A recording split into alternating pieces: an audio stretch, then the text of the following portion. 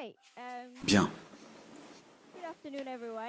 bonjour à tous et toutes. It's really lovely to have you all C'est here. fantastique de vous avoir tous et And toutes thank you ici. so much for Merci coming to infiniment our d'être side event. venus à cet My événement name is parallèle. Ashana Puri Hertz.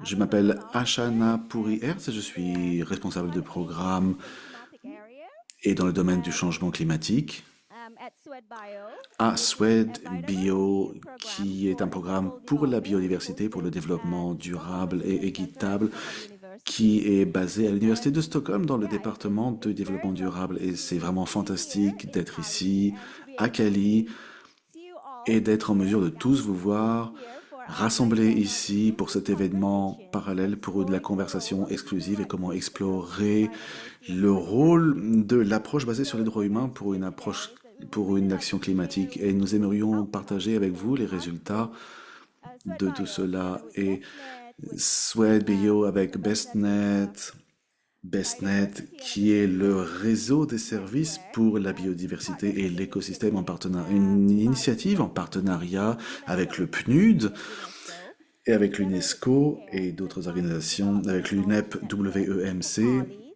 and et, also the et à Sokagakai Cali, et également International, la and also Swed Sokagakai Bio. We have et been bien sûr Swed doing a Bio. dialogue, what we call a Nous dialogue avons lancé un session, dialogue, un engaging with processus de dialogue et nous different avons actors to interagi avec understand what différents it acteurs pour mieux means, comprendre what a human rights-based approach ce qu'une means, approche how it basée can be sur le applied droit humain for peut biodiversity and apporter climate et action. ce qu'elle peut apporter So pour une meilleure today, action climatique. we Et will par be conséquent, hearing aujourd'hui, from nous our allons participants of this entendre nos dialogue participantes process de ce processus du um, dialogue about the outcomes and also the key et en entendre takeaways davantage that également we've sur les résultats et gathered les leçons from principales que nous avons multi-actor dialogue. retirées de ce But dialogue before we get to multi-acteurs. Mais that, avant I que would like nous en arrivions là, to je voudrais introduce vous myself présenter or Chi-chan here Nella that will Selnota give de us Suède her opening Bio, remarks. Thank you responsable very du much. programme également, pour qu'elle nous fasse les Hi remarques everyone. préliminaires de la journée.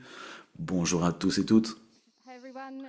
It's a Bonjour. pleasure to be here. Thank you so much C'est un for plaisir d'être including avec us. vous aujourd'hui. Nella Merci beaucoup de Cernota nous avoir from the Office of UN reçus. Je Headquarters for suis Human Rights, OHCR, Nella Cernota where et je travaille pour le bureau du environmental Haut-Commissariat pour les droits de l'homme et je travaille également dans le service du changement climatique et nous avons soutenu ce dialogue à plusieurs dès le début et nous avons participé aux différentes séances, en commençant en particulier à Nairobi. Nous avons des séances en ligne et je suis très heureuse de participer à ce dialogue au pluriel. Et pour moi, personnellement, ça a été une expérience particulièrement riche en interagissant avec différentes parties prenantes qui ont participé à ce travail sur la biodiversité et l'action climatique. Et cela inclut toutes les personnes qui ont la connexion la plus forte avec la nature et la biodiversité, et également les personnes qui en prennent soin. Ça a été une expérience fantastique, avec beaucoup des pratiques très positives, comme par exemple certains États qui ont reconnu et garanti le droit des peuples autochtones et des communautés également. Ces communautés ont été en mesure par conséquent de protéger la nature au mieux et d'avoir de meilleurs résultats, pas simplement pour elles-mêmes, mais également pour la biodiversité. Et j'ai également appris des participants des violations des droits de l'homme très sérieuses qui ont lieu dans le contexte de la conservation et également différentes violations des droits de l'homme. Et par conséquent, nous avons beaucoup de travail à faire pour garantir les droits de l'homme dans le contexte de la biodiversité, de l'action climatique. Et le cadre dans lequel nous travaillons reconnaît cette relation entre la biodiversité et les droits de l'homme.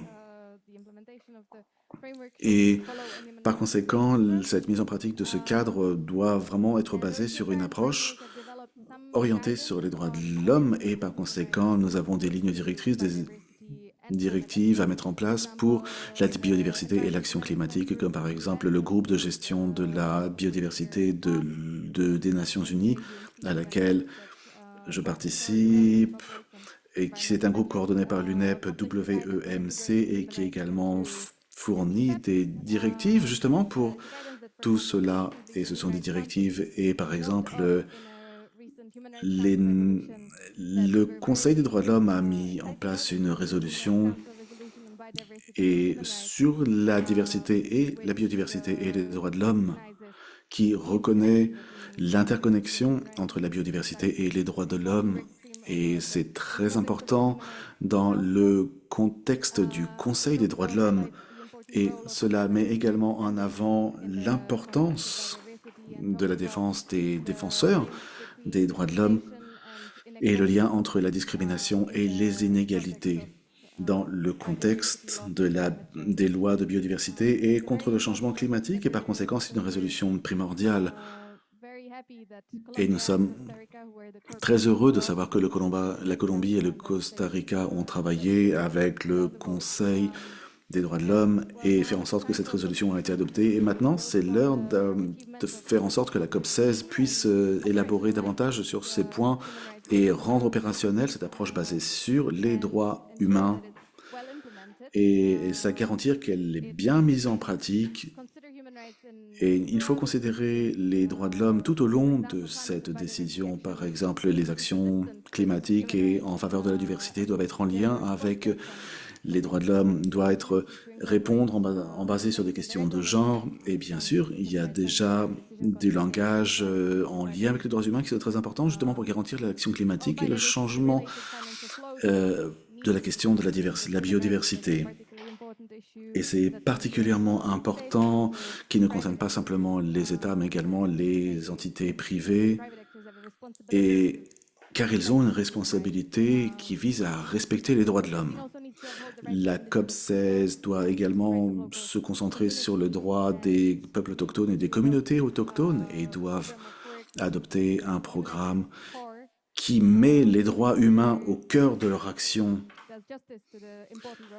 Et la justice est importante pour les communautés et les peuples autochtones et justement pour également garantir la biodiversité. C'est une décision très importante qui va être prise ici, visant justement à développer de nouvelles directions, de nouvelles orientations. Et nous avons cette approche basée sur les droits humains pour l'action en faveur de la biodiversité. Et nous allons voir si la COP16 peut développer une décision pour mettre en avant ces instructions et de faire en sorte que les droits humains soient intégrés dans la mise en pratique du cadre mondial pour la biodiversité. Et le HCDH a également travaillé sur la résolution et est disponible pour fournir une aide pour justement intégrer les droits humains dans la biodiversité et l'action climatique. Et nous espérons également que le processus de dialogue que nous avons soutenu va nous aider à faire avancer ce travail. Et nous vous remercions chaleureusement.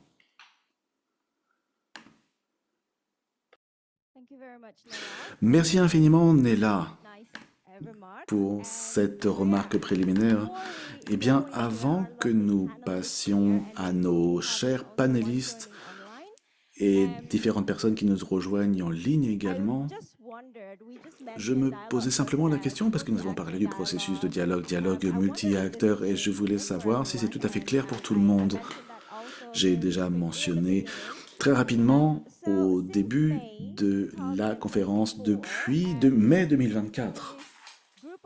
Ce groupe d'organisations telles que mentionnées, BestNet, Focali, etc. et SweatBio, également soutenu par le HCDH et le secrétariat du CBD, ont mené ce que nous avons appelé un processus de dialogue et nous avons différents ateliers en personne avec différentes parties prenantes. Premièrement, nous avons eu le premier atelier à Nairobi avec les communautés locales et les peuples autochtones, avec des jeunes, discuté de savoir ce dont il s'agissait. Nous avons également eu un deuxième atelier avec différentes parties prenantes à Bonn en juin et nous avons également eu notre troisième atelier en personne où certains représentants d'ONG internationales et également des communautés d'experts et de chercheurs se sont rencontrés en juin à Oxford et ensuite en août nous avons eu 2 séances en ligne et avec toutes ces parties prenantes qui n'ont pas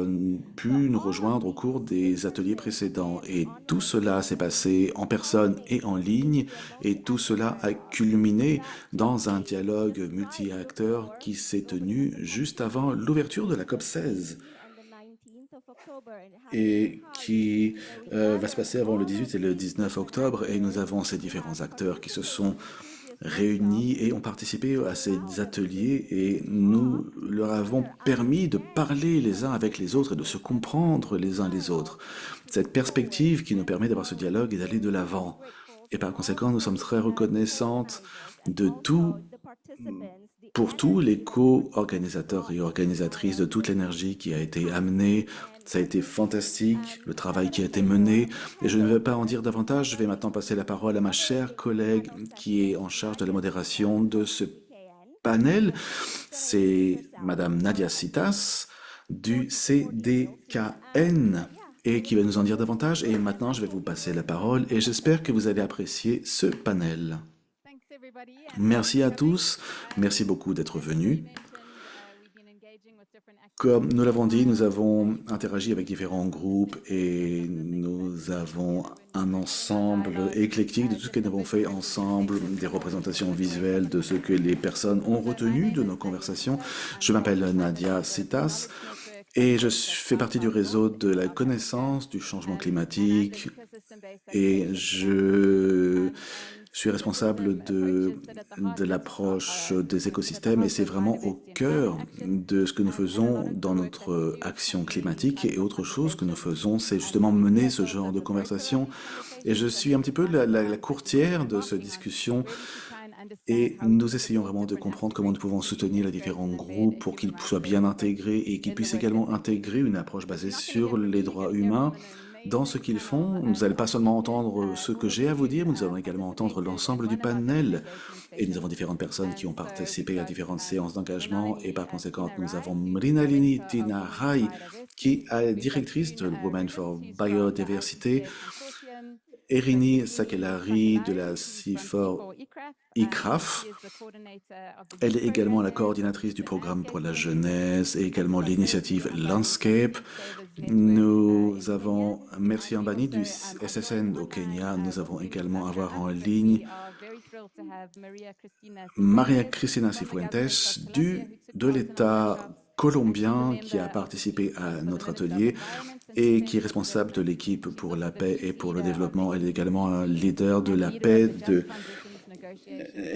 l'équipe du NDC et également en charge pour la transition juste pour l'UN, la CNUC, et nous avons également June Rudbis. Et nous avons la même question pour nos panélistes, car un des points principaux, et c'est nous avons vraiment réitéré l'importance de la pluralité et de la diversité. C'est un système d'expériences diverses et de pratiques diverses, et également des mêmes inquiétudes, et c'est la raison pour laquelle nous avons rassemblé ce prestigieux panel, uniquement des femmes qui ont participé à ce processus de dialogue et afin qu'elles puissent y réfléchir et partager ensemble et répondre à la question de savoir pourquoi l'approche basée sur les droits humains est tellement important pour l'action climatique et la biodiversité et qu'est-ce que cela signifie en tant qu'actrice et avec toutes les personnes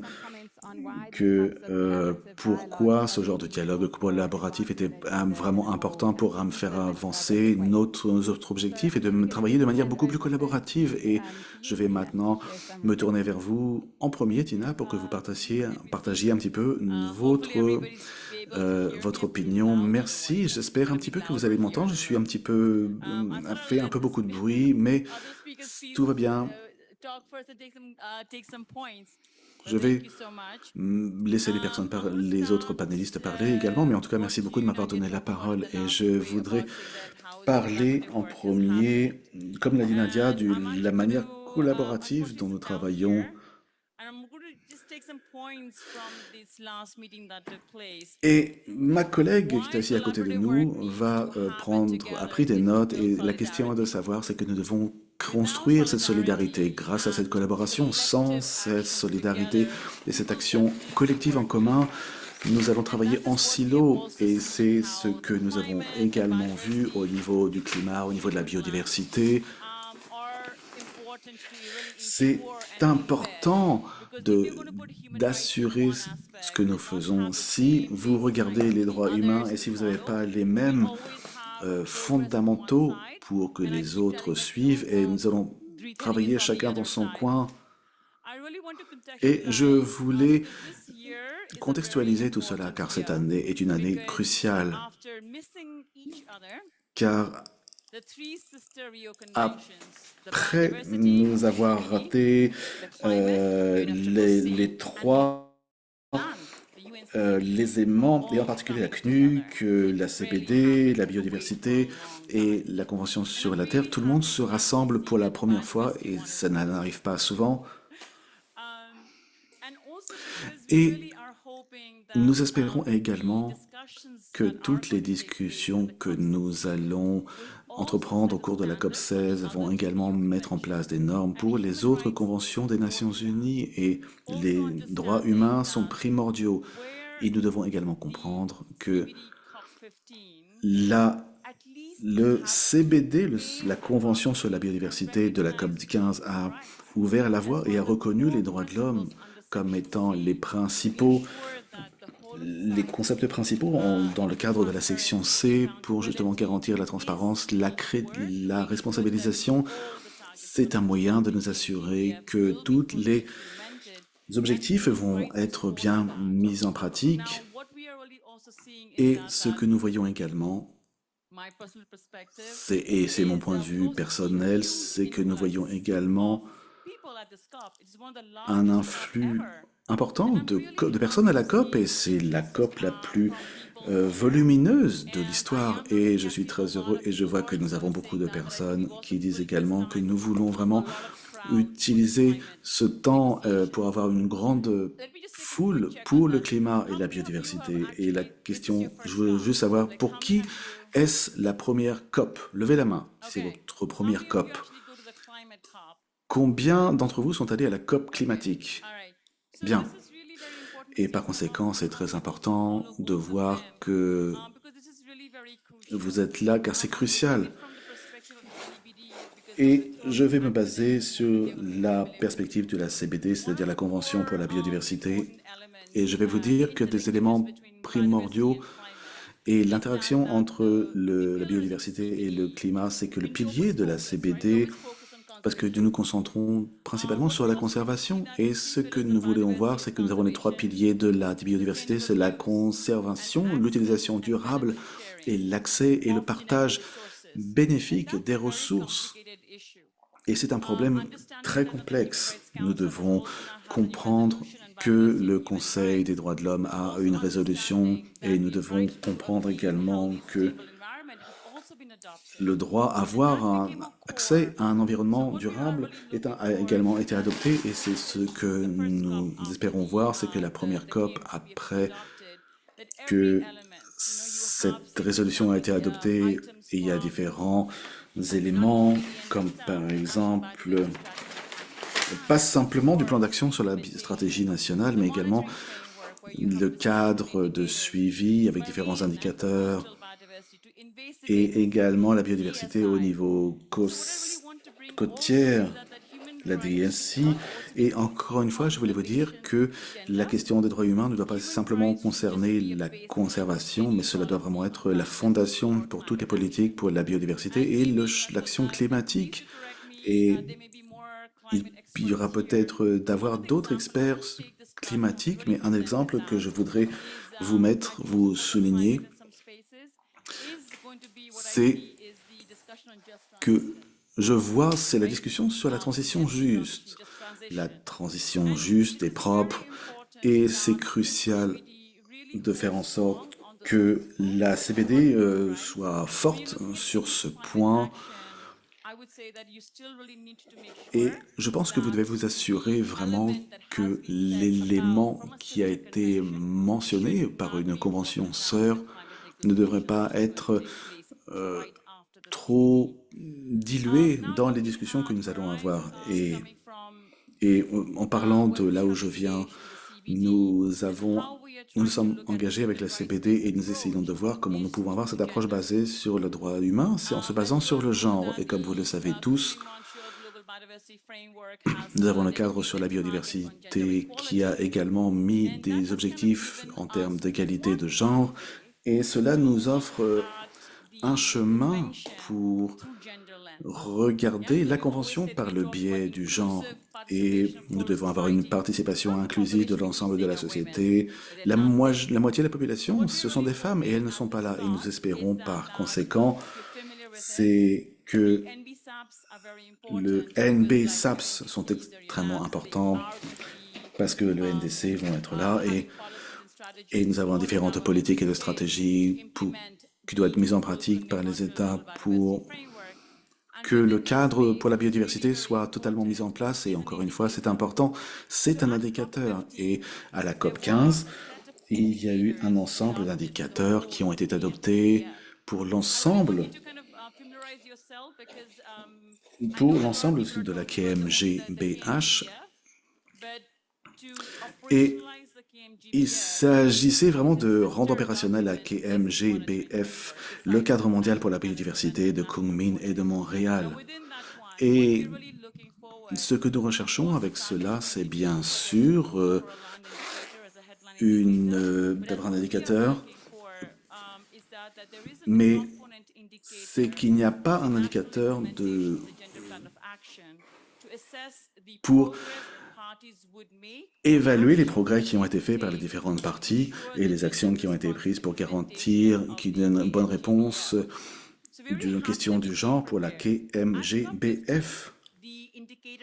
Et encore une fois, l'indicateur a été adopté et le problème était qu'il n'y avait pas de méthodologie pour se préparer. Et par conséquent, je suis vraiment très heureuse de voir notre collègue de l'UNEP WEMC pour nous en dire davantage.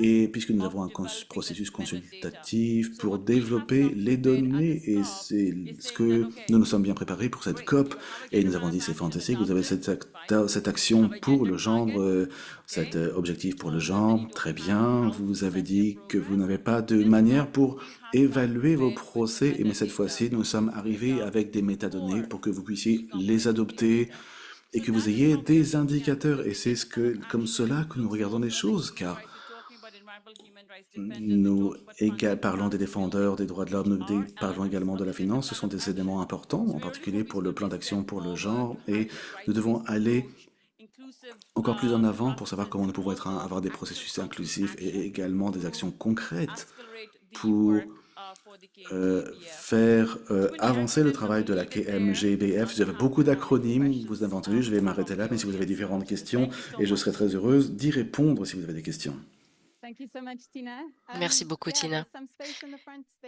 Oui, il y a de l'espace devant. N'hésitez pas à prendre quelques chaises. Vous pouvez prendre place. C'est super de voir autant de personnes qui sont si intéressées par le sujet. Nous avons également de l'interprétation de disponible.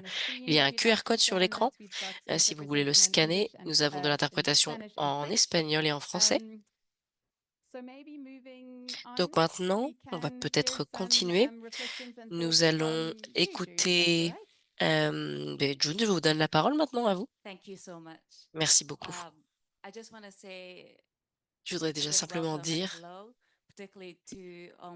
bonjour, bienvenue à tous mes frères et sœurs autochtones, toutes les communautés locales qui sont présentes aujourd'hui ce soir, cet après-midi. Je vois nombreux de mes collègues en Amérique latine qui me soutiennent dans ce panel, donc je voulais également qu'ils entendent ce qu'on a à dire, mais en tout cas, le QR code là, à l'écran, est disponible pour que tout le monde puisse comprendre. Merci en tout cas de m'avoir invité. C'est toujours un plaisir d'être à un panel avec des gens si intelligents, si fantastiques. Je suis également très heureuse que Tina ait donné le ton du point de vue technique. C'est une excellente équipe parce que je vais parler de manière un petit peu plus conceptuelle sur les raisons pour lesquelles nous sommes là et pourquoi nous pensons qu'une approche basée sur les droits humains est importante. Donc tout d'abord, je voudrais dresser le portrait des choses. C'est tout ce que Tina a partagé est très important. Ça nous donne une idée de la manière dont nous pouvons travailler en amont de la COP, mais je pense que par essence, nous devons nous rappeler pourquoi une approche basée sur les droits humains est importante. Mon intervention aujourd'hui se base sur les nombreuses conversations que j'ai eues avec mes collègues, mais également sur les ateliers que nous avons eus. Donc je pense que c'est important de se rappeler qu'une approche basée sur les droits humains est un point de départ crucial. C'est très important, comme Tina l'a dit. Ça a été donc apporté par le cadre mondial de la biodiversité, mais nous devons le voir comme plus qu'un mécanisme légal. Comment vraiment intégrer les peuples autochtones et les communautés locales dans ce cadre? Nous sommes invités, mais nous voulons vraiment contribuer à la création. Donc, je pense qu'il faut avoir une approche qui aille au-delà. euh, donc, comme on me l'a rappelé, il s'agit de droits collectifs et non pas seulement de droits individuels. C'est les droits et des responsabilités collectives. Parce que chaque droit vient avec une responsabilité. Et cela est très important pour notre survie en tant que communauté locale et comme peuple autochtone. Mais nous comprenons que cela est tout à fait en lien avec la santé des écosystèmes. Donc lorsque l'on pense vraiment à l'équité véritable, il faut parler des injustices systémiques qui continuent à poser des problèmes dans la gouvernance, y compris au sein des COP.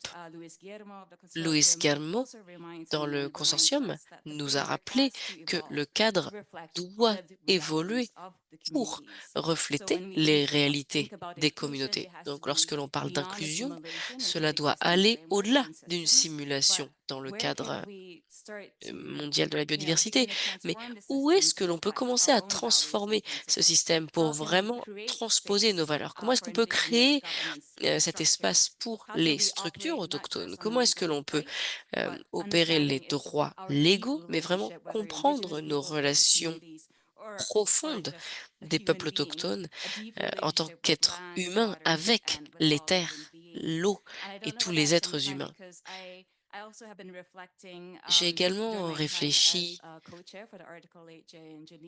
donc pour l'article à Genève, il y avait beaucoup de points de vue différents et nous avons parlé des droits auprès des défenseurs de l'environnement. Et je pense qu'il est important pour nous de penser de manière critique à ce cadre, parce que je pense que ce n'est qu'alors que l'on pourra commencer à transformer les structures et à faire des changements. Donc je suis une académicienne, moi, et donc j'aime prendre un petit peu de recul. Et je pense qu'il est important de se rappeler du concept des droits humains. Et Christine l'a d'ailleurs dit de manière très subtile dans un de nos ateliers, c'est un cadre moderne, c'est un héritage colonial des droits humains qui s'ancre dans la philosophie occidentale et qui souvent exclut les non-occidentaux et autochtones. Donc, comment est-ce que l'on transforme les choses en ayant ça en tête?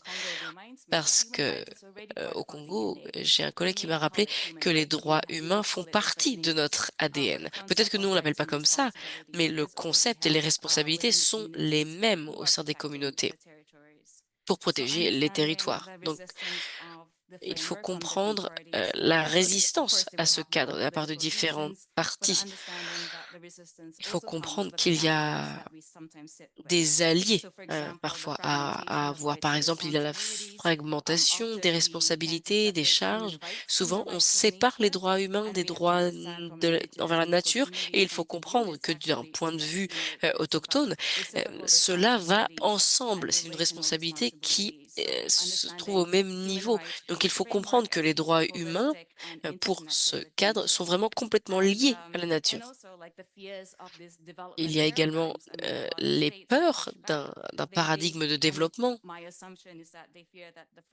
J'imagine que leur peur, c'est que le cadre soit lié à des modèles occidentaux de développement ou politiques. qui mettent l'accent sur différentes structures de marché pour lesquelles peut-être ils ne sont pas encore prêts. Donc il faut réfléchir où nous négocions à la fois pour nous lorsque l'on parle à différentes parties, mais comment est-ce qu'on peut emmener les gens avec nous? Comprendre que l'on a les mêmes objectifs. Par exemple, comment est-ce que l'on peut questionner le paradigme mondial qui ne respecte pas les droits au sol, les droits de la terre pour les peuples autochtones, par exemple. Donc voilà, c'était pour donner un petit peu le ton dans le cadre mondial de la biodiversité. Donc merci Tina de nous avoir donné cette, disons, cette feuille de route. Mais voilà, mon intervention, c'était un petit peu plutôt pour expliquer pourquoi nous faisons cela, pourquoi nous sommes là en fait. Voilà, merci. Merci beaucoup June. Je pense que cela est important de rappeler pourquoi nous avons différents points de vue, différentes perspectives et nous venons tous de différentes communautés actives.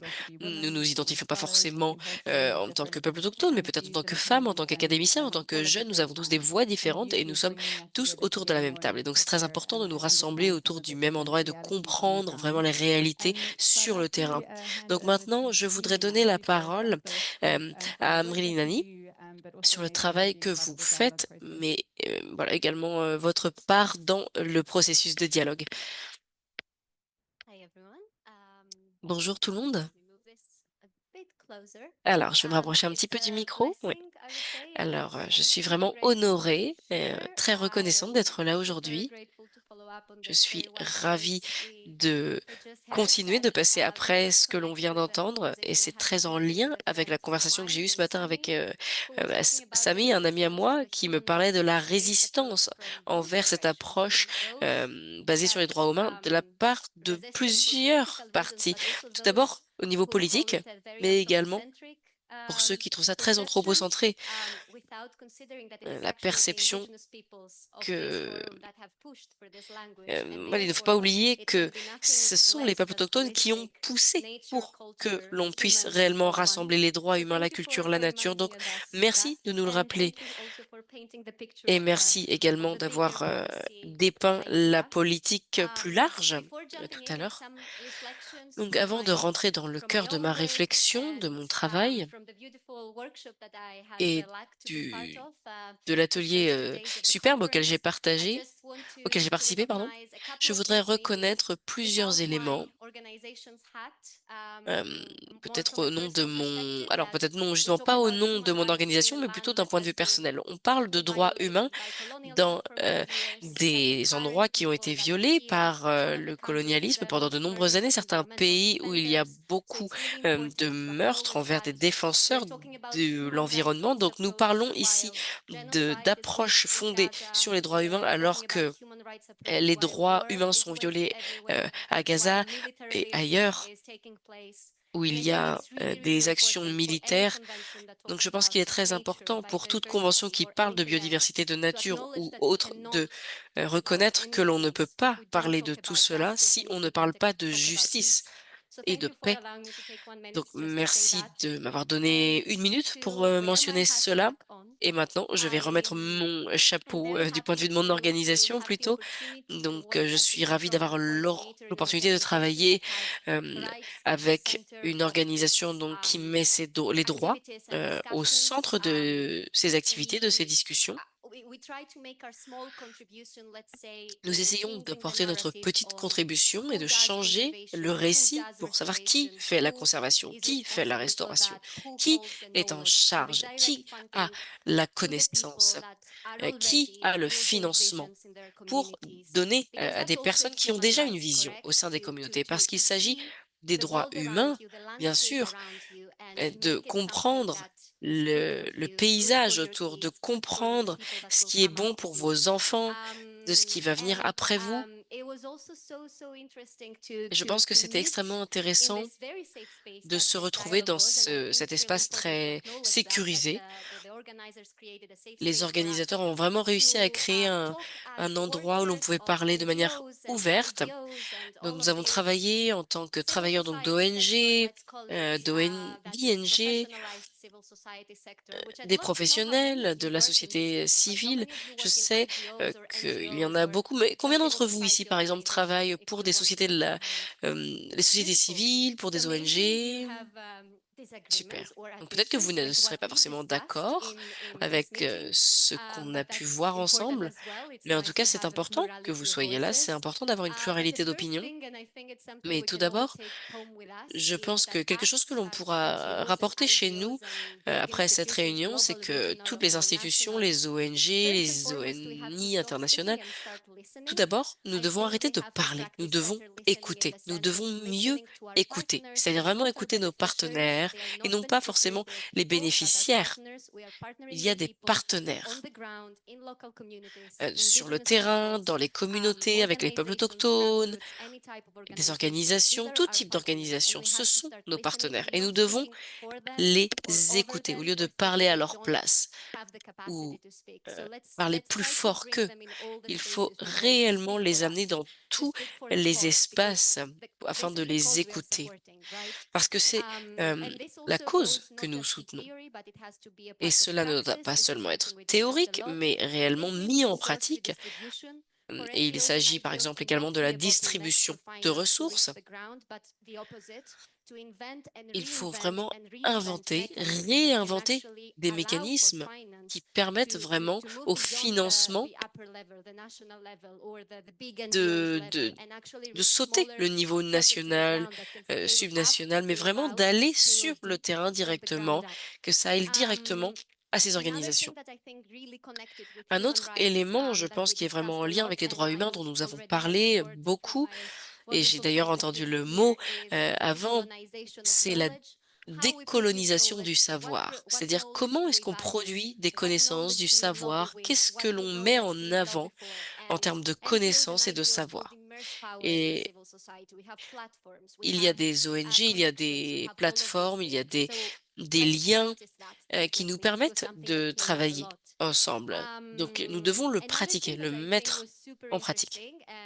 Et j'ai trouvé également un autre élément qui est extrêmement intéressant, c'était la manière dont on doit se responsabiliser.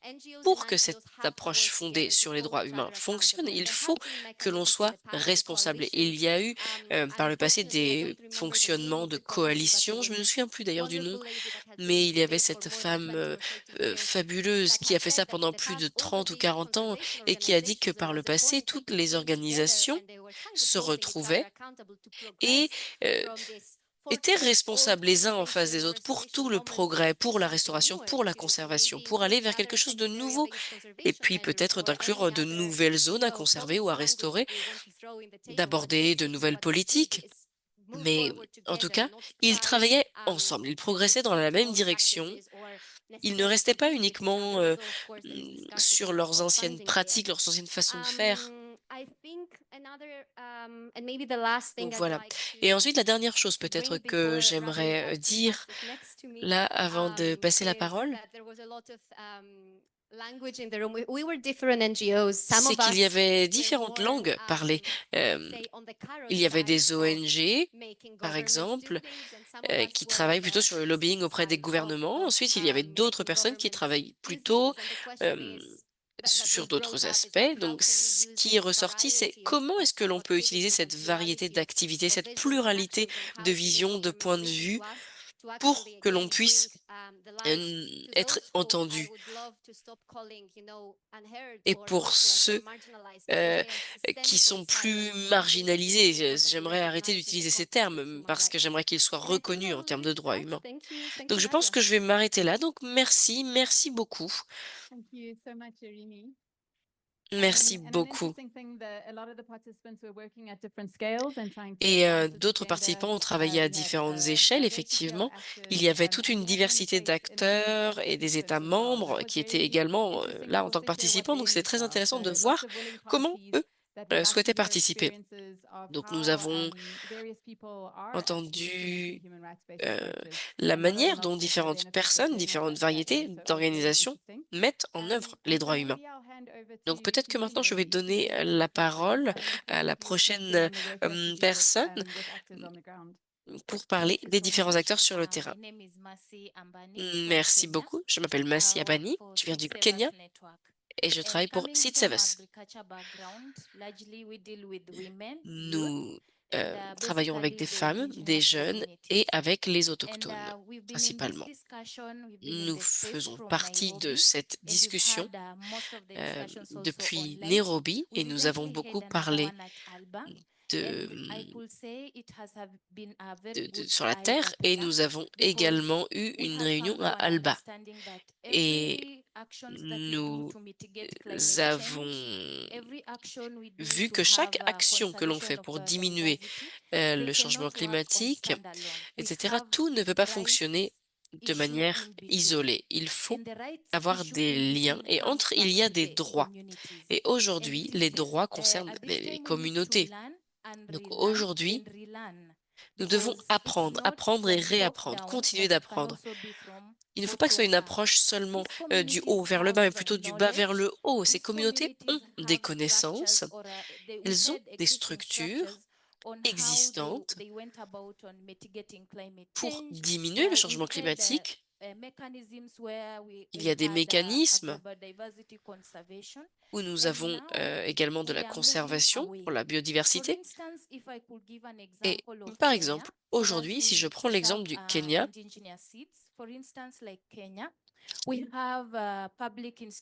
nous avons une institution publique où il y a de la recherche et des actions climatiques.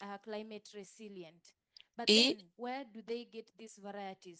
ils ont une variété de connaissances qui viennent de la communauté. Grâce à la communauté, ils obtiennent les droits de propriété intellectuelle. Et maintenant, ils doivent, au niveau de la communauté, ils doivent acheter ces droits de propriété intellectuelle. Et c'est un problème de droit parce que maintenant, ils ne peuvent plus simplement utiliser ces connaissances, ils doivent les acheter. Il y a une autre initiative du gouvernement au niveau d'une banque. Donc, ces connaissances viennent de la communauté des femmes qui sont allées à l'école, qui ont étudié. Et il y a 3 accès. Il y a également des entreprises qui tirent profit de tout cela et qui obtiennent des droits donc de propriété intellectuelle qui nous les prennent. Et pour ces femmes qui ont amené ces connaissances, est-ce qu'elles ont une valeur monétaire, des bénéfices pour leur travail?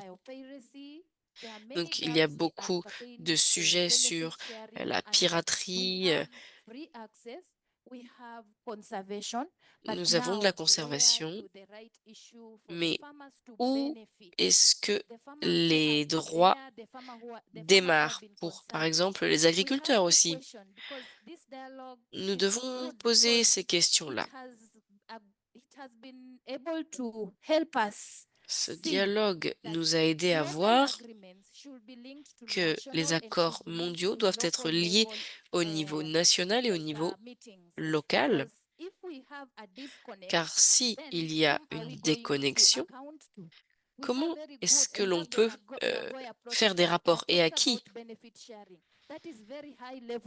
On parle du partage des bénéfices au niveau le plus haut, mais au niveau des agriculteurs, à leur niveau, à qui doivent-ils rendre des comptes? D'où viennent les bénéfices? Donc, ces interactions, nous devons être plus inclusifs. Nous devons amener tout le monde à la même table. On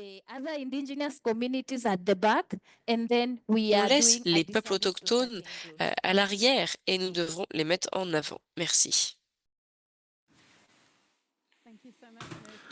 Merci infiniment, merci. Et nous avons eu ces discussions pendant différents mois, quant à savoir comment nous pouvions trouver des opportunités, nous connecter les uns aux autres et commencer à mettre en pratique. Et notre dernière intervenante est avec nous par Zoom. Malheureusement, elle ne pouvait pas être avec nous aujourd'hui en personne, mais je vous souhaite vraiment présenter Maria Cristina Cifuentes, qui nous fait plaisir d'être présente avec nous en ligne. Bonjour Maria, et allez-y, vous avez la parole. Bonjour à tous, merci infiniment. Est-ce que vous pouvez confirmer que vous m'entendez correctement? Désolé Maria Cristina, malheureusement nous ne pouvons pas vous entendre, mais je vais rapprocher le micro de l'ordinateur afin que tout le monde puisse vous entendre. Now, is it better? Est-ce que c'est mieux maintenant?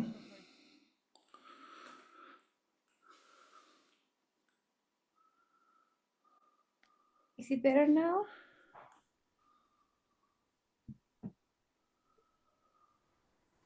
I can't hear you, but could you please Je ne peux confirm pas it? vous entendre, mais s'il vous plaît confirmez que vous pouvez bien m'entendre de votre côté. I can't hear you. Je vous entends, oui, très bien, merci. Okay, so Bien, thank you so much for merci inviting me. infiniment de m'avoir invité à cette scène. J'aurais aimé être là, mais j'ai dû rentrer et je serai encore là la semaine prochaine. Nous préparons tout pour la COP du changement climatique, qui va se tenir très bientôt. Comme quelqu'un l'a déjà dit, mais d'ici, nous sommes toujours en train de vous soutenir, de travailler dur tous les jours sur l'ordre du jour, la logistique, et que tout se déroule bien.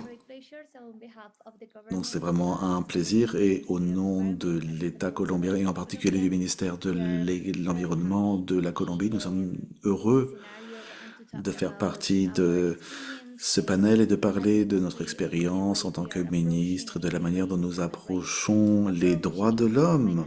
Et cette approche basée sur les droits humains, et en particulier pour les questions de biodiversité, c'est un plaisir pour moi de vous des choses dont nous avons parlé, et en particulier dans le dialogue multi-acteurs que nous avons eu la semaine dernière. Et l'ensemble des points de vue ont été intégrés dans ce que nous avons fait en tant que ministère. Et nous voulons dire qu'à chaque fois que nous voulons intégrer cette approche basée sur les droits humains, ça n'est pas facile, mais c'est quelque chose d'obligatoire. Et c'est important de connaître étape par étape comment nous devons agir. Et dans le cas de la Colombie, comme dans beaucoup de pays en voie de développement où il y a des conflits, est un vrai problème. Et encore tout cela, tout est exacerbé à cause justement des conflits. C'est vraiment un problème. Mais comme nous l'avons dit au cours du dialogue, nous avons dit qu'une des choses principales que nous devons faire, c'est commencer en intégrant tout le monde, toutes les différentes parties prenantes, pour que personne ne soit laissé de côté à chaque fois que nous allons travailler sur la question de la biodiversité ou une stratégie climatique. Et ce que cela veut dire d'intégrer tout le monde et d'avoir une approche différentielle, de parler des communautés indigènes et en Colombie en particulier, des zones rurales, le secteur privé, et cela touche également les ministères, et comment nous pouvons garantir d'autres engagements que nous avons pris au niveau régional. Et c'est important de les intégrer et de faire en sorte qu'ils soient les participants de la formulation des politiques. Nous devons développer des méthodologies différentes pour chacun des groupes, d'avoir une approche par conséquent différentielle.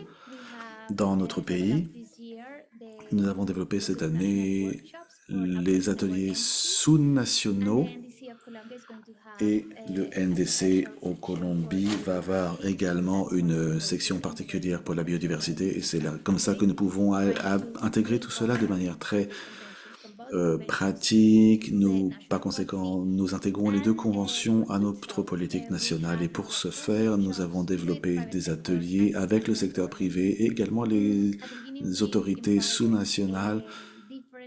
Nous avons invité différents représentants de communautés, mais nous avons compris, grâce à elles, que c'est important d'avoir la scène d'action et également la méthodologie nécessaire pour bien agir. Et en particulier lorsque nous travaillons avec les communautés indigènes. Et par conséquent, il y a un autre processus et la majorité des communautés indigènes vont toujours dire qu'ils ne se sentent pas représentés par simplement une ou deux personnes, même des leaders. Ils souhaitent participer directement également. Et par conséquent, nous avons beaucoup de communautés indigènes dans le pays et je pense que cela va être également la même chose dans d'autres pays. Et par conséquent, c'est important de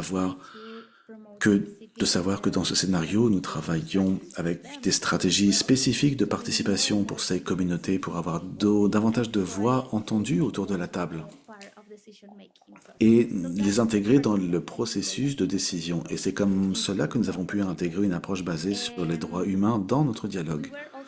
Nous avons également parlé au cours du dialogue des manières dont nous essayons de mettre en place cette méthodologie en tenant compte des caractéristiques spécifiques du territoire et des circonstances d'un point de vue national, tous les secteurs. Nous pouvons avoir notre point de vue technique, mais c'est également important de tenir compte du territoire et de mettre en avant les autorités locales pour qu'elles invitent les différentes parties prenantes. Et nous devons avoir des priorités à identifier afin justement de développer des méthodes adéquates. Et pour faire entendre les voix, c'est crucial. Nous avons des recherches secondaires pour essayer justement d'identifier les lacunes, mais c'est important d'aller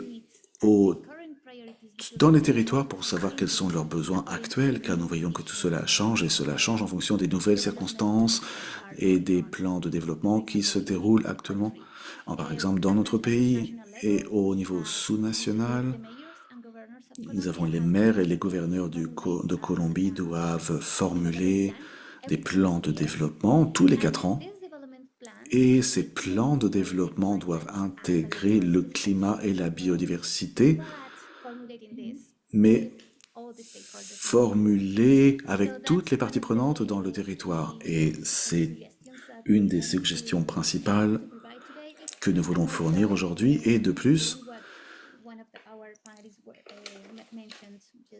pour rebondir sur ce qui a été dit par un de notre panélistes, c'est l'importance du lien entre les droits humains et la paix. C'est crucial, encore une fois, et c'est important pour lors du travail de la CNUC et en particulier pour le travail pour une transition juste.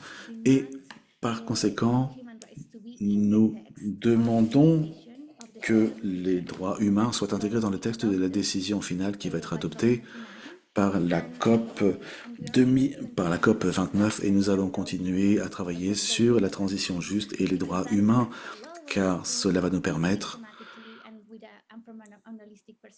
et d'avoir un point de vue systématique et analytique et nous allons par conséquent parler des droits humains et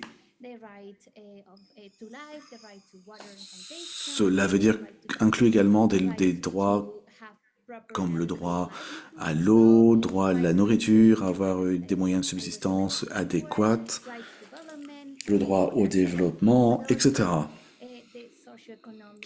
Et nous avons également les droits socio-économiques qui doivent être mentionnés à chaque fois que nous parlons de ce genre de points. Nous ne pouvons pas ne pas atteindre nos objectifs en termes de climat et de biodiversité sans penser en même temps à des droits socio-économiques. Cela veut dire que dans les pays en voie de développement, c'est un vrai défi d'essayer d'inviter ou de convaincre des différentes parties prenantes d'être en accord à tout cela sans réfléchir aux lacunes, aux différences de richesse et de pauvreté. Il y a différentes manières de faire.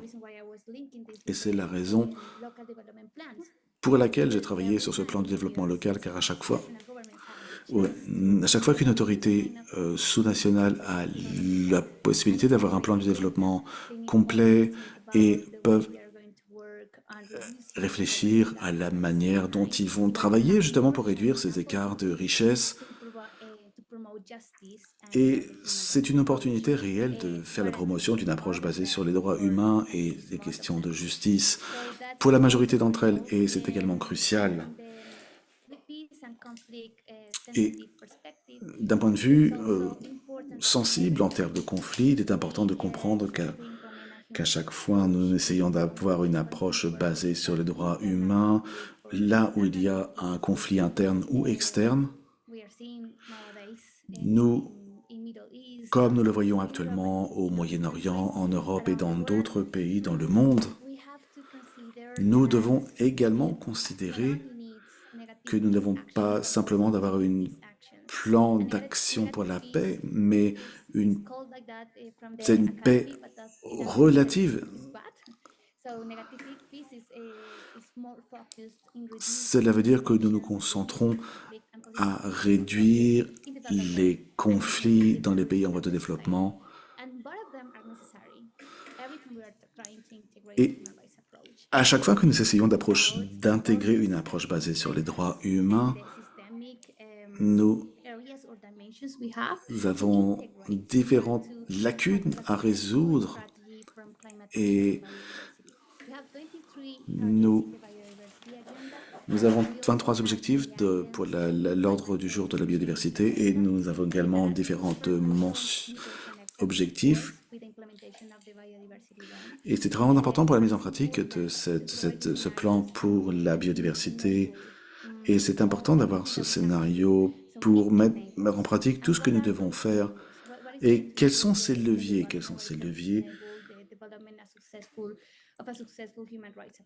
Comment nous pouvons garantir que nous allons avoir une approche basée sur le droit humain couronnée de succès? Eh bien, nous devons penser à qui nous devons avoir autour de la table pour lancer cette conversation ensemble et également essayer de considérer d'intégrer tout le monde et également compter sur tout le monde pour le suivi de ce que nous aurons décidé. Nous allons avoir des politiques, des études pour mettre en pratique l'ordre du jour et le plan pour la biodiversité au niveau local au cours des 2 prochaines années, des 5 prochaines années. Et nous allons devoir faire un suivi, la mise en pratique et intégrer également différentes parties prenantes, différentes communautés, les communautés les plus vulnérables et celles qui ont été en particulier le plus touchées positivement ou négativement par ce plan d'action. Et n'oubliez pas que j'ai entendu qu'on nous a souvent dit que nous devons intégrer telle ou telle entité, telle communauté. Et lorsque nous parlons de la société, tout le monde est inclus. Mais ce n'est pas vraiment comme ça que les choses se passent. Et nous devons voir qui et comment ils sont inclus et comment nous les approchons, comment nous les invitons, comment nous définissons nos priorités, comment nous allons avoir cette stratégie, cette politique définitive. Et ce sont certaines des suggestions que je voulais en tout cas fournir au nom de l'État colombien. Je ne sais pas si nous avons encore beaucoup de temps, mais nous allons être en mesure de répondre à vos questions s'il y en a. Merci beaucoup, Maria Cristina. Et merci également d'avoir pris le temps et d'avoir passé, en particulier, d'avoir passé 2 jours pour le dialogue multi-acteurs. C'est vraiment très important pour la COP. Cela montre vraiment l'engagement de la Colombie quant à promouvoir les droits humains. Peut-être que nos panélistes peuvent donner une phrase pour définir ce qui va se passer plus tard et ce qui va se passer au cours de la prochaine semaine et les prochaines semaines au pluriel.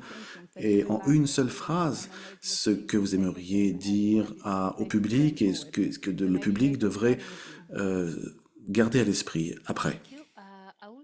Merci. Eh bien, je vous dirais que les droits humains sont une connexion pour la conservation de la biodiversité et également la limite du changement climatique. Et par conséquent, c'est entre ces deux choses, nous n'allons pas atteindre cette approche de limitation des changements climatiques sans tenir compte des droits humains en même temps. Merci. Nous avons 10 jours avant la COP 16 et également la COP 29. Utilisons le pouvoir de notre plateforme pour l'influence et le travail pour promouvoir et pour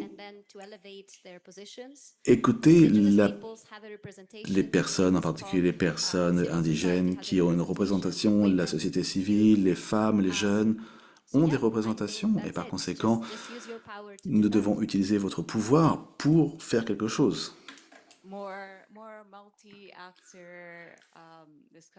Plus de discussions multi-acteurs et plus de réseautage, en particulier le travail qui a été fait sur le terrain. Nous avons eu beaucoup de changements quand vous interagissez avec l'État et qu'il y a un travail avec le travail sur le terrain et avec l'État. Merci beaucoup Tina de nous rappeler tout cela et en particulier le travail de conservation. Mais en tout cas, c'est vraiment une bonne chose de pouvoir partager tout cela avec le Sud global et en particulier de montrer ce que nous faisons sur le terrain, également les protocoles biculturels et également l'éducation que nous devons faire vis-à-vis de l'État, justement, pour le consentement éclairé des communautés et encore une fois davantage de réseautage et de dialogue multi-acteurs.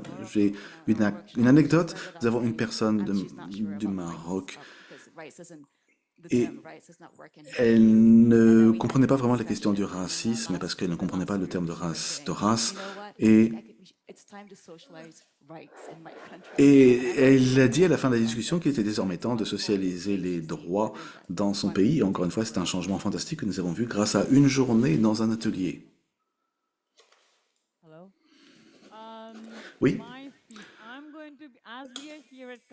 Puisque nous sommes ici à la COP 16, je vais vous donner quelques propositions. Je vais profiter de l'occasion de vous avoir tous ici, que vous représentez des sociétés, des différentes parties prenantes, ou des agences, des Nations Unies, des NGO, etc. Nous parlons des droits humains. C'est quelque chose qui est, si vous le suivez, est en lien avec le changement climatique et la biodiversité. Et si vous recherchez des suggestions, peut-être que vous devez rechercher le travail qui a été fait par le Conseil des droits humains. Et ce que nous devons faire pratiquement après cette COP 16, c'est de garantir que les droits humains sont retenus dans toutes les politiques, dans tous les ordres du jour qui sont promus. Et on nous garantir également que la section 9 soit bien prise en considération, d'avoir le droit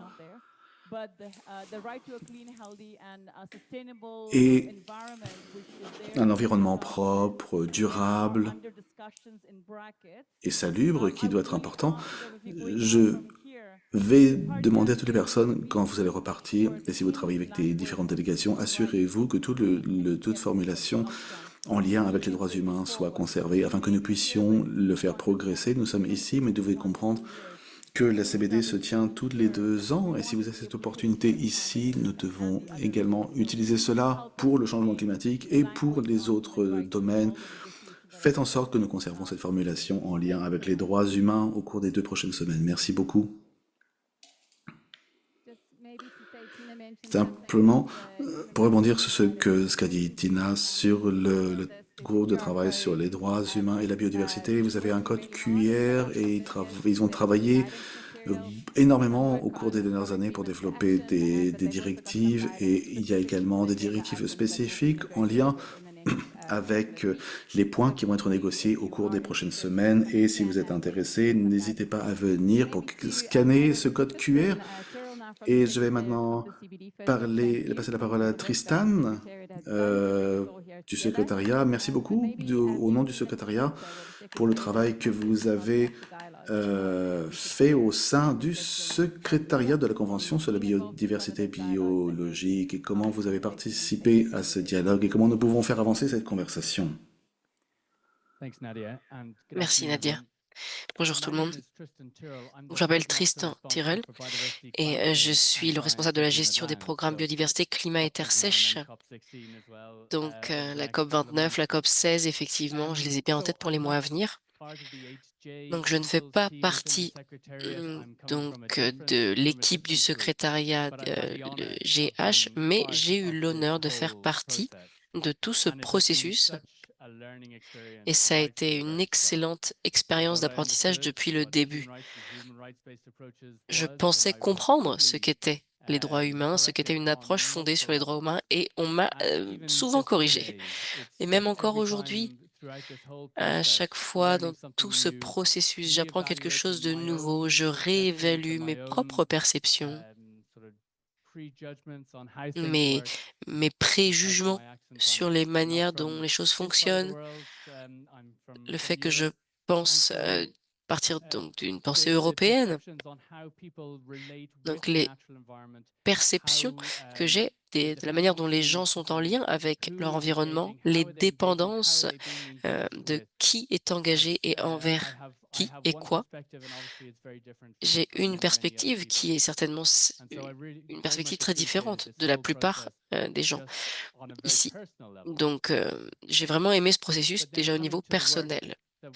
Mais maintenant, par rapport au travail que l'on fait au sein du secrétariat, donc c'est principalement soutenir les partis, en particulier pour qu'ils puissent réussir à réussir, oui, leurs engagements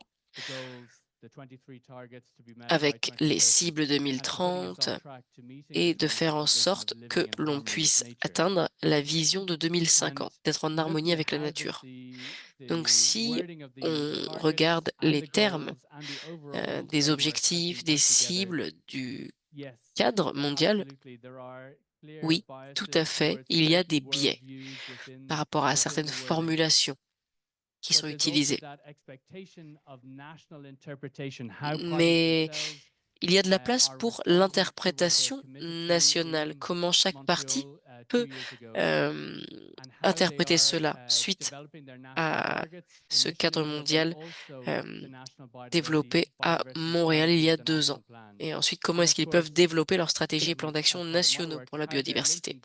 Et une partie de mon travail est de créer un lien entre ces documents de politique à d'autres, que ce soit donc des contributions déterminées au niveau national, des plans nationaux d'adaptation, etc., etc. Et c'est de cette manière que l'on pourra donc reconnaître effectivement dans la section C l'approche fondée sur les droits humains dans le cadre, mais c'est également en se posant la question de comment est-ce que cela se traduit au niveau des objectifs. Donc comment est-ce que cela est en lien avec d'autres politiques en se basant sur le fait que ce soit une approche pan-sociale et pan-gouvernementale. Le processus de consultation implique également de savoir donc qui est intégré, la planification pour pouvoir ensuite créer ces objectifs, ces cibles, mais également la mise en œuvre de ces derniers. Parce que des mots sur le papier sont fabuleux, hein, on peut dire beaucoup, beaucoup de belles choses, mais les actions doivent suivre. Et donc, au sein de ce processus particulier, ma compréhension de ce que j'ai vu des processus nationaux, c'est qu'il y a des biais inhérents par rapport aux personnes qui font partie de ces discussions. Alors, je ne souhaite pas du tout critiquer les organisateurs de ce processus. Je pense que ça a été un travail excellent, mais il faut voir les réponses de ceux qui sont venus dans ces conversations inclusives. Et je pense que cela en dit long sur qui s'intéresse réellement sur l'interprétation d'une approche basée sur les droits humains. Et si je regarde ici dans la pièce, par exemple, il y a beaucoup plus de femmes dans la pièce que d'hommes. Mais c'est une réalité.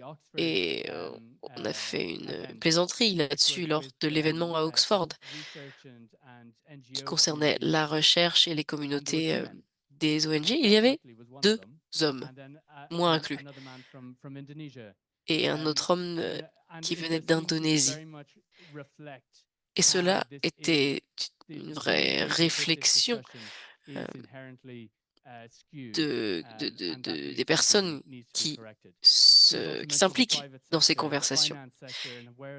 Il y a également le secteur privé. Il faut qu'il fasse partie de ces discussions également.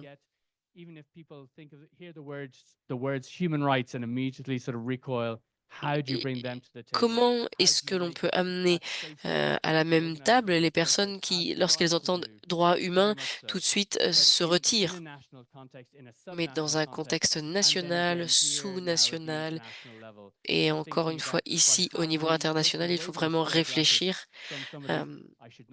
à pouvoir donc amener des choses particulières dans ces discussions. Donc, comment est-ce que l'on peut parler de ces préoccupations, de ces inquiétudes des acteurs qui ne sont pas forcément présents autour de la table? Comment est-ce qu'on peut amener ça à tous les niveaux, notamment par rapport à la mise en œuvre régionale et nationale? Donc on sait que l'une des raisons pour laquelle la perte de biodiversité a lieu à une telle vitesse, c'est parce que nous avons donc des objectifs mondiaux fabuleux, hein, c'était déjà en 2010, etc. Donc au niveau international, et voilà, bien sûr il y a des limites, mais il y a des bonnes intentions. Mais la réalité, c'est qu'il faut que ça se passe sur le terrain, que l'action ait lieu sur le terrain, que les personnes aient la capacité de faire la différence là où la différence doit être faite. Et ça, c'est un grand défi. Donc j'ai pris quelques notes et j'aurais peut-être dû les mettre dans l'ordre, donc je suis navrée. Je sais que je vais regretter d'ailleurs de ne pas avoir souligné certaines choses, mais bon. Au sein de la Convention, il y a donc des reconnaissances des droits des peuples autochtones, des communautés, communautés locales également. Et je pense que par rapport à d'autres accords multilatéraux, je pense que c'est plus présent, plus fort que presque tous les accords mondiaux, mais cela doit être encore plus accentué, cela doit aller encore plus loin aujourd'hui. Mais encore une fois, donc je n'essaie pas d'influencer les négociations, mais il faut faire partie de ces discussions pour améliorer le processus. Donc il y a les négociations, effectivement, mais il faut également rendre les parties responsables. Il faut qu'ils rendent des comptes. Ils ont pris des engagements. Il y a 2 ans, à Montréal, ils ont pris des engagements. Ils sont encore valables aujourd'hui et ils doivent encore être mis en œuvre avec autant d'impact positif que possible. Donc je veux remercier encore une fois les organisateurs de toute cette expérience et de chacun d'entre vous d'avoir été là aujourd'hui pour cette discussion. J'espère que vous pourrez continuer à vous impliquer et à faire partie de cette discussion également en dehors de cette pièce, lorsque vous rentrez chez vous d'ici une dizaine de jours. Merci beaucoup. Merci beaucoup, Tristan.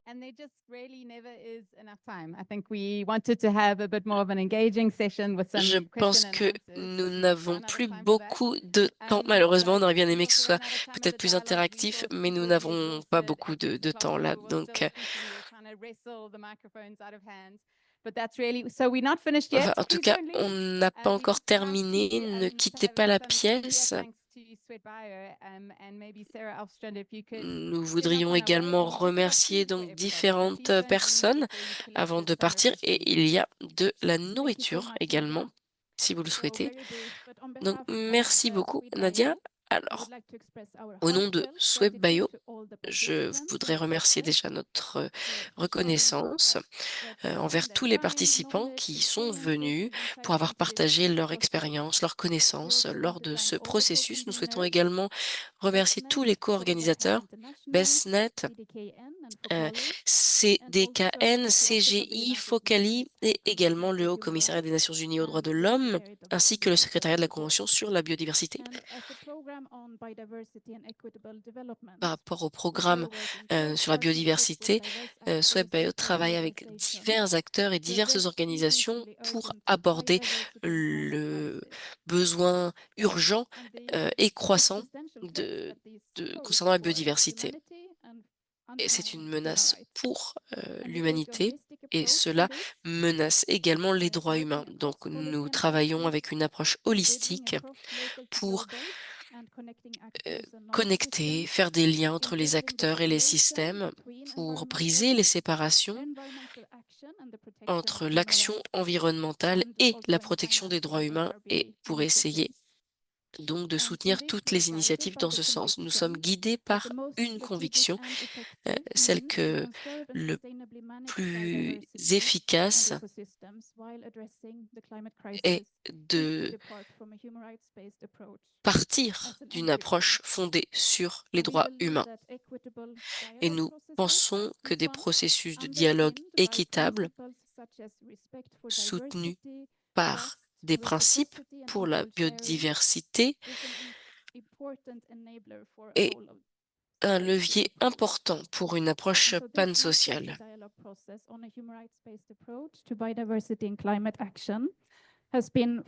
Donc, cette session a été un processus important pour comprendre comment une approche basée sur les droits humains est conçue, comment est-ce que cela s'applique pour l'action climatique. C'est tout à fait essentiel pour la mise en œuvre, à la fois pour donc les CMBKM et les accords de Paris. Donc nous sommes vraiment reconnaissants que cette expérience ait eu lieu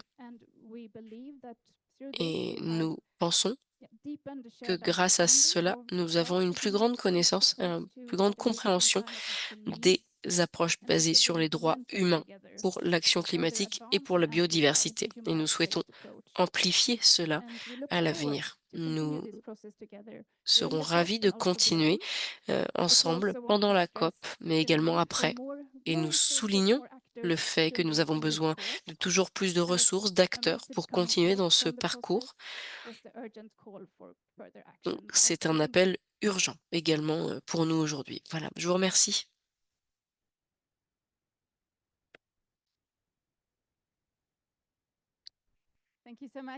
Merci beaucoup. Et cela conclut la session. Donc, merci beaucoup d'avoir écouté. Merci d'avoir été impliqué dans les ateliers, dans tout le processus. Ah, je vois que quelqu'un lève la main. Je vais aller donner le micro. N'hésitez pas en tout cas à vous restaurer avant de partir. Merci. J'ai une question. Je viens de l'Ouganda.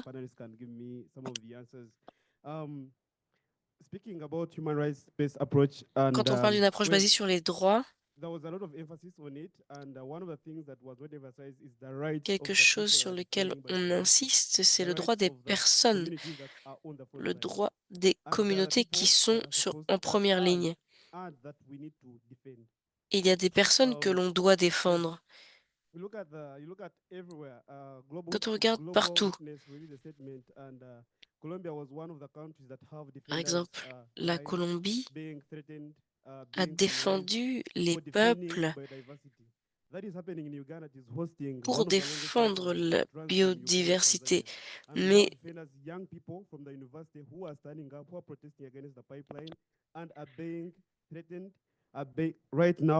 a des étudiants qui sont menacés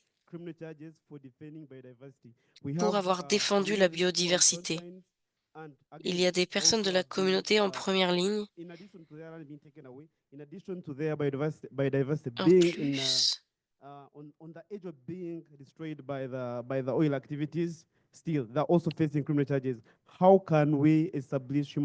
comment peut-on établir des mécanismes de droits humains pour que les institutions, les gouvernements soient responsables lorsqu'ils détruisent la biodiversité et lorsqu'ils détruisent ces écosystèmes? Merci beaucoup.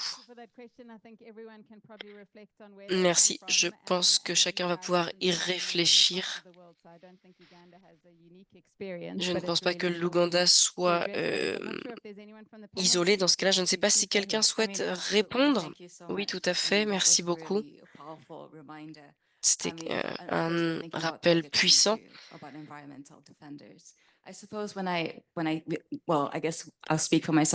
Donc là, je vais parler en mon nom. Quand on parle des droits collectifs, on pense également à ces défenseurs, car il ne s'agit pas d'une personne, mais plutôt une communauté entière qui défend un territoire.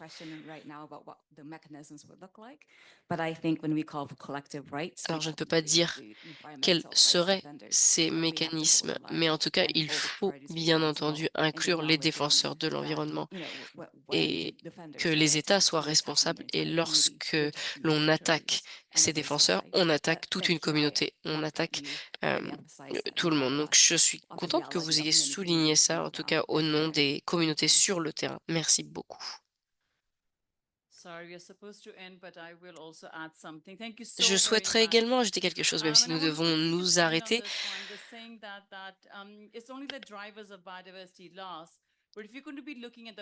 Lorsque l'on regarde le contexte, vous voyez qu'il y a des projets climatiques derrière cela. C'est pour ça qu'on voit que donc il y a la perte de la biodiversité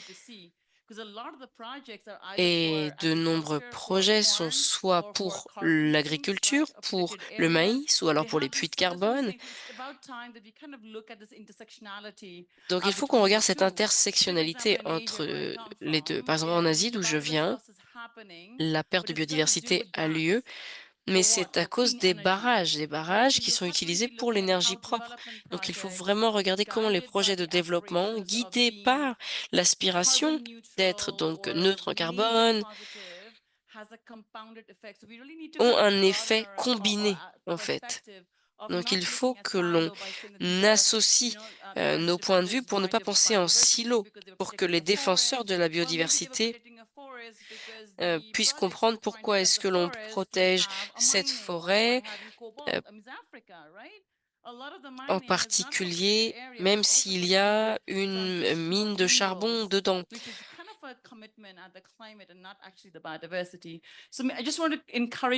Donc je pense qu'il faut encourager les gens à ne pas voir les choses d'une seule vision, mais il faut comprendre que chacun a un point de vue sur la problématique et il faut regarder cela d'une manière holistique, de manière collective et voir comment est-ce que l'on peut solutionner cela. Y a-t-il des questions supplémentaires? Mais malheureusement, nous allons devoir quitter les lieux. Mais en tout cas, recherchez nos intervenants, cherchez des questions, posez-leur des questions et donc restez à l'esprit et essayez de prendre un peu de nourriture.